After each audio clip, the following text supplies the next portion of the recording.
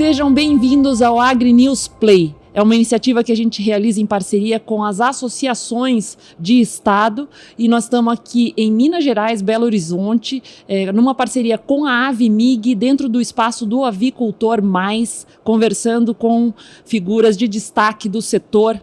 E aí agora nós vamos falar de Rio Grande do Sul. Nos últimos meses, o Rio Grande do Sul esteve à frente de 2 desafios que colocaram à prova toda a estrutura sanitária da avicultura nacional: o enfrentamento à doença de Newcastle e o controle do foco de influenza aviária registrado em Montenegro. Ambos os episódios exigiram respostas rápidas e elas vieram. Mas, mais do que agilidade, o que se viu foi o reflexo de anos de construção conjunta entre setor produtivo, serviço veterinário oficial e instruções e instituições técnicas, com destaque para o papel da ASGAV e do programa Ovos RS, para entender como essa rede de proteção foi se formando e de que forma ela pode inspirar outros estados a se fortalecerem a sua atuação institucional. A gente conversa agora com José Eduardo dos Santos. São muitos santos mesmo, Eduardo, que você precisa. Presidente executivo da Organização Avícola do Rio Grande do Sul, que reúne as Gaves e Parques. Seja muito bem-vindo, Eduardo. Muito obrigado, Priscila. É uma honra e uma satisfação poder participar aqui com vocês durante o Avicultor, né? A Vinil sempre presente e parceiras também dos eventos do Rio Grande do Sul, tem que ser registrado, né? E a gente está aqui então para poder levar informações aí mais atualizadas, né, a todos aqueles que apreciam a boa comunicação. Como você é o homem dos Santos, a gente trouxe você para compartilhar um pouco dessa experiência intensa, que cada vez que acontece a gente fala, não acredito no Rio Grande do Sul de novo. E aí você acompanhou de perto o enfrentamento a Newcastle, a influenza aviária. A Newcastle foi logo depois daquele problema trágico das enchentes. E aí agora esse ano a influenza aviária, situações que exigem decisões rápidas, comunicação responsável, articulação com diferentes setores. O que esses episódios revelam sobre a importância de uma liderança técnica e institucional bem preparada? Bom, Priscila, num primeiro momento, né, nós temos que analisar também todo o potencial do setor de produção, né, de comercialização, de exportação, tudo que envolve o setor direto e indiretamente, né, justamente para que possamos adotar medidas eficazes de gestão de crise, dar as respostas rápidas tanto para o setor quanto para a sociedade e interagir muito mesmo com os órgãos oficiais, seja da esfera estadual ou esfera federal, né, e com a própria mídia, com a própria imprensa, né, para que as informações sejam, né, reais, as informações sejam, né, atualizadas do que realmente está acontecendo. E nós, como instituição, né, o Rio Grande do Sul foi acometido por essas adversidades. E a gente já teve no passado também, é importante registrar, uma crise muito grave que atingiu todo o Brasil, praticamente, foi a greve dos caminhoneiros. Porém, acho que a região mais forte foi no Rio Grande do Sul, já começou lá, né? E aí, então, a gente foi sempre buscando medidas de gestão de crise, né? Alinhando a situação da comunicação, que é muito importante nesse momento, medidas que deixem o setor estabilizado, né, para não ocorrer pânico, distorções, né, uma série de informações que isso prejudica ainda mais o andamento. E a gente tem uma parceria muito próxima com a BPA, né, nesse sentido aí de seguir as diretrizes no que se refere à comunicação e, ao mesmo tempo, né, a gente utiliza a nossa sistemática, nossa estrutura organizacional da entidade para poder conversar com vários elos da cadeia produtiva. Ou seja, na crise das enchentes, nós tivemos várias áreas afetadas: a logística, meio ambiente, sanidade, tributos, mercado. E a ASGAV tem uma comissão para cada tipo de área dessas. Então, nós, de modo virtual, nós conseguimos linkar todas essas comissões com as áreas de governo correlatas, né? E isso nos deu uma agilidade assim, incrível para poder administrar uma série de problemas. E depois nós estamos levando. Tivemos no Newcastle, aí focou mais em sanidade e a parte de qualidade industrial, né, que pega o pessoal da inspeção, pega o pessoal da indústria e pega o pessoal da área técnica de sanidade, mais o nosso conselho diretivo. Aí concentramos ali todas as ações e, ao mesmo tempo, interagindo com os órgãos oficiais, interagindo com o setor, interagindo com a imprensa. E na influenza não foi diferente. Adotamos a mesma sistemática, em linha com a BPA nas questões de comunicação, nas negociações governamentais, né? E sendo porta-voz do setor justamente para mostrar essa estabilidade para o mercado, para o setor como um todo, né, de levar informações verdadeiras. Isso nos dá uma condição, né, de trabalhar dentro da crise, né, do epicentro do furacão, de uma forma mais compacta, né, trabalhando temas realmente que são necessários para aquele momento. E assim a gente vai trabalhando. E a gente ainda vive numa época, né, Eduardo, que cada palavra tem que ser milimetricamente medida, porque é uma edição de corte que vai para a rede social por pessoas mal intencionadas, que vira um rebuliço, né? Então é um controle enorme que é preciso para esse tipo de situação. A Organização Avícola do Rio Grande do Sul mantém há mais de uma década o programa Ovos RS, uma iniciativa que conecta o setor produtivo com ações técnicas educativas e de valorização institucional. Até que ponto esse trabalho de longo prazo também fortalece a capacidade de resposta em momentos críticos? Olha, Priscila, num primeiro momento, né, quando a gente recebe o impacto dessas crises, é importante que o setor esteja unido, né, justamente para poder trabalhar de uma forma conjunta, uma forma organizada, né, de poder levar a informação correta, né, e o programa Ovos RS é um elo dentro das GAV, né, que trata do setor da indústria e produção de ovos. Já o programa vai fazer 12 anos, acho que fez 12 anos agora, né? E a cada ano ele vem evoluindo nesse sentido de preparar cada vez mais a granja, a indústria, a produção de ovos, né, para enfrentar esses desafios. Né? A gente tem todo um sistema de auditorias, né? São capacitados estudantes de veterinária, zootecnia, né? Engenharia de alimentos, né? Capacitado por uma área técnica nossa, que é coordenada hoje pela doutora Caroline Freitas, e também por membros dos órgãos oficiais, Ministério da Agricultura e Secretaria, que preparam esse pessoal e eles vão visitar as granjas, mas no intuito orientativo. Né? Nós vamos lá com o papel de orientá-los, né, de mostrar como é que tem que ser feito, de mostrar o que está sendo exigido por parte dos órgãos governamentais, que às vezes não tem essa missão de orientar, de ir lá fiscalizar, de ver se está sendo... E nós então fizemos esse trabalho, esse braço a mais.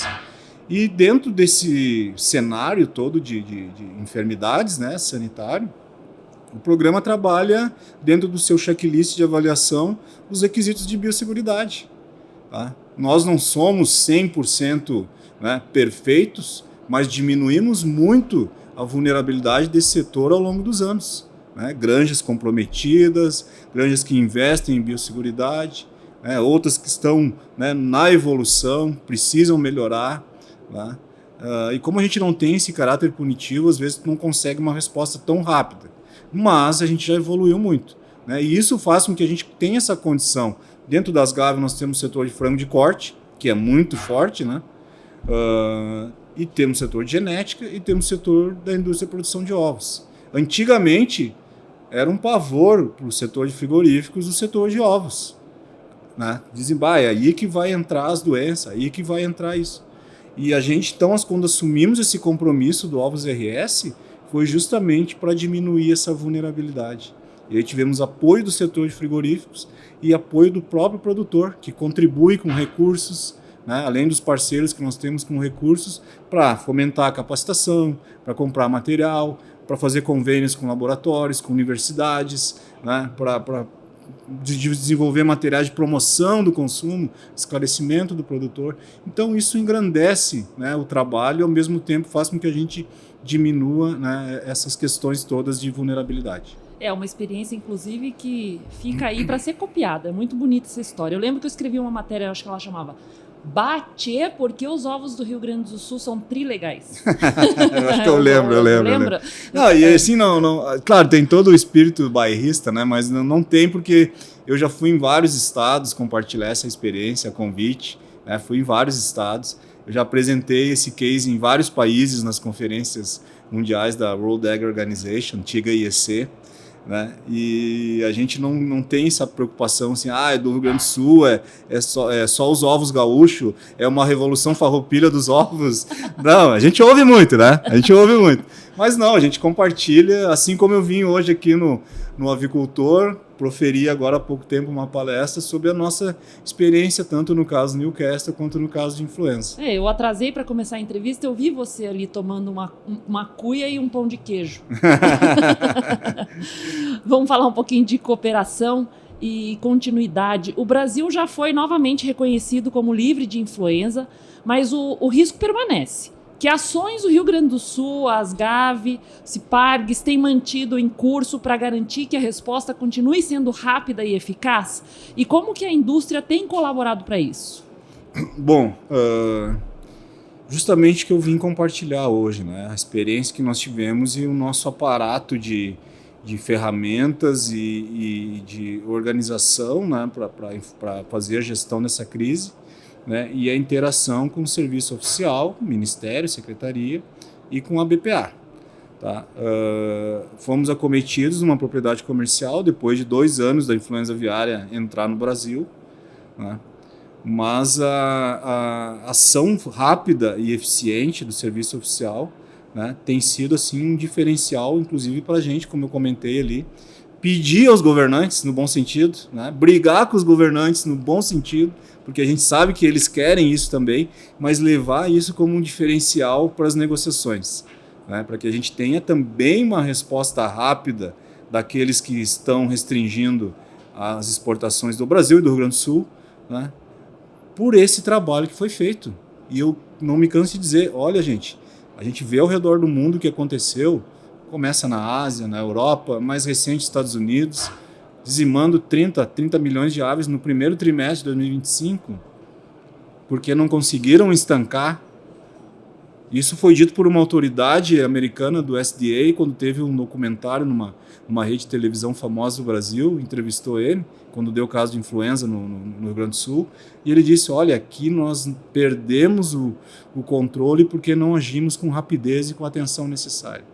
E nós fizemos justamente o contrário.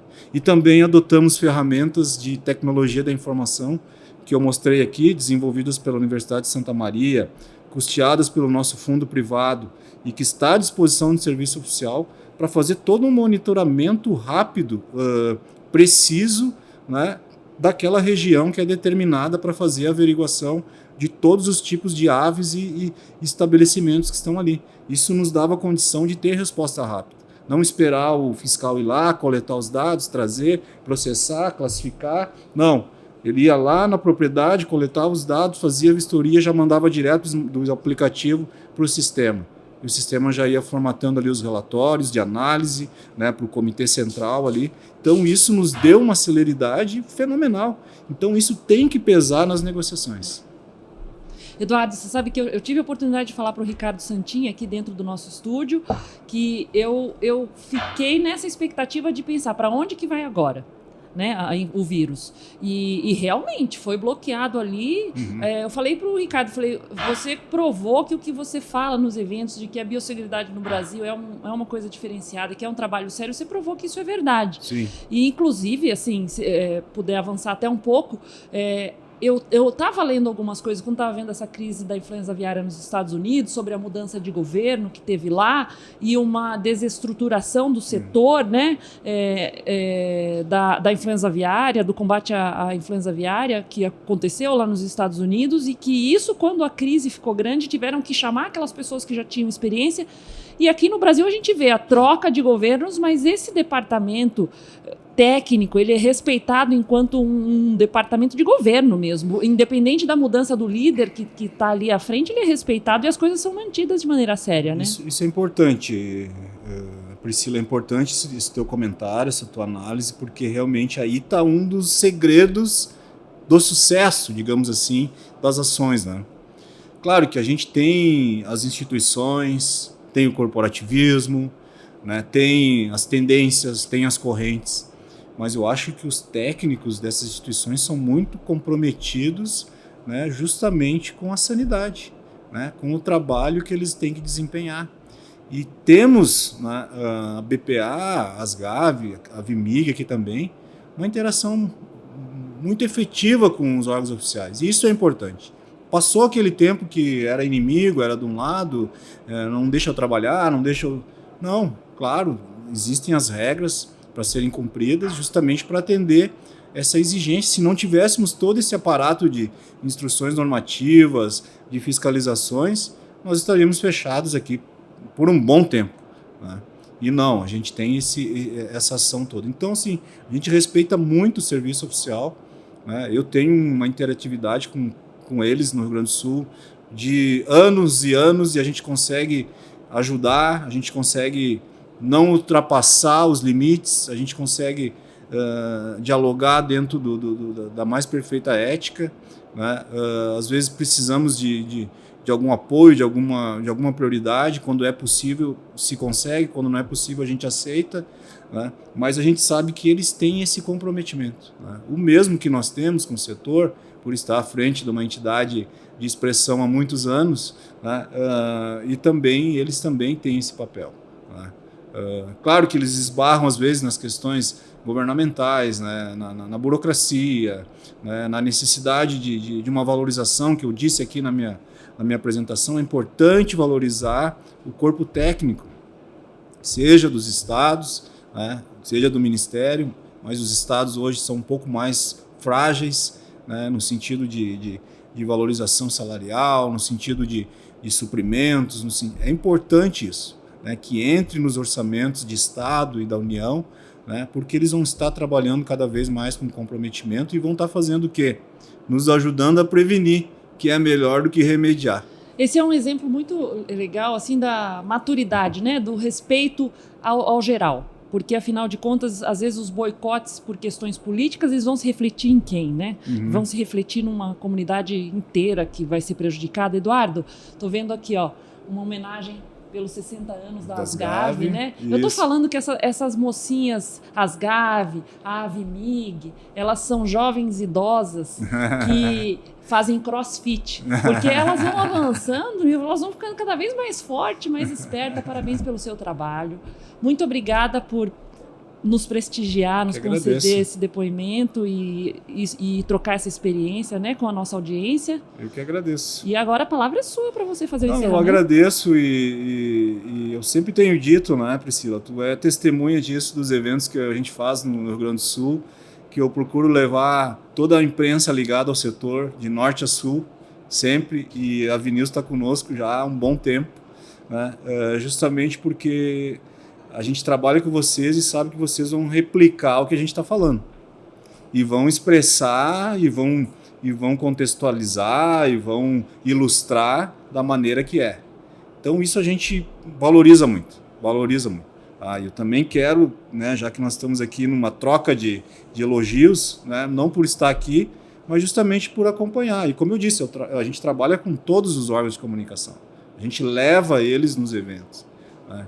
Então, a gente tem esse prestígio também pela Vinews justamente por esse comprometimento. E quando você saiu, eu fui um dos que cobrou o seu Luiz para te trazer de volta. Que bom, que bom. E eu vou te dizer, hein, agora que a gente está aqui um agradando o outro, o evento que vocês realizaram, mantiveram o evento da Combrasul, foi espetacular, do ponto de vista de informação, a quantidade de informação, porque a gente tinha muito recente o caso da influenza aviária, a gente teve ali o testemunho do pessoal da equipe técnica do Estado. Isso, foi importantíssimo. Então, foi muito assim, eu não conseguia sair para fazer social, porque era entre uma palestra e outra produzindo conteúdo para subir no ar. Foi um volume muito grande de informação, muito boa. Parabéns por ter mantido. Que bom. Seus santos estão te protegendo e te ajudando. Obrigado, Eduardo. Obrigado. Pessoal, não esquece de se inscrever no nosso canal antes de sair para continuar acompanhando as notícias mais importantes do setor.